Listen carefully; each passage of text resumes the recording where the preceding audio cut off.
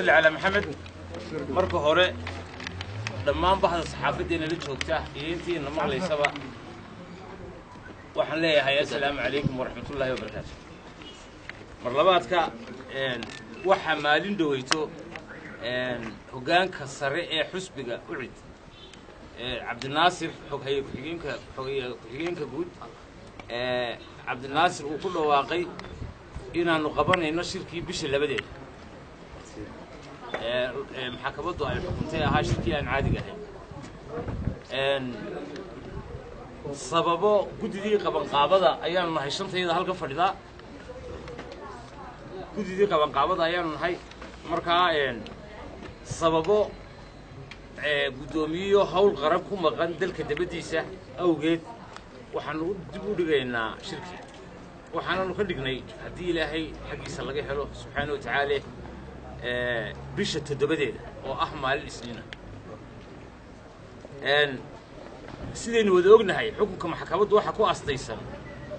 oo aanay ahayn in la garab maro ergooyinku waxay ka imanayaan qodobka 2 ayaa ergooyinka tilmaamaya xusbiga faqradiisa saddexaad ergooyinku waa ergooyinkii shirkii hore ee 2002 bishii koobaad awalkeedii aanu karoon ku qabanay ergadii ka qayb gashay ayuunbaa ka naymanaysa waananu gaadhsiinay gobollada gebigooda wixii ergooyin joogay in ay yimaadaan dhammaan gobollada waxaan u baahinayaa oonu sheegayaa gobollada ergooyinkii ka imanayay shirkaa inaan dib u dhignay amba bixina uu dib u dhacayo gobollada laga soo amba bixi doono haddii ilaahay yidhaa sabtida si ay xadda halkan u joogaan isniintana shirka u galaan sabtida ay ka soo amba bixi doonaan gobollada waxaa kaloo idiin sheegayaa guddida qabanqaabada ee aanu ka mid nahay shanta waxaa maxkamaddu ay xukuntay 10 xubnood ee qabanqaabada ee labada dhinac laga soo magacaabayo waxa go'aanka u dambeeyay iska leh hogaanka xisbiga go'aanka u dambeeyay waxa iska leh hogaanka xisbiga that means hogaanka xisbiga hogaaminaya guddida qabanqaabada oo ku qasban hogaanku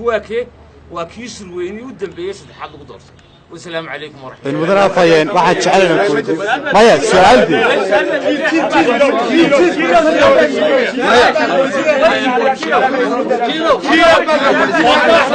حداد سؤالها دي دي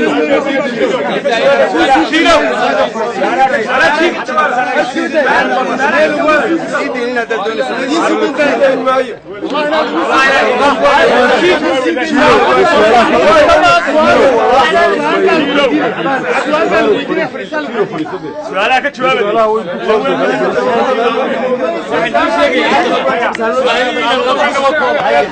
سؤال شكوى انا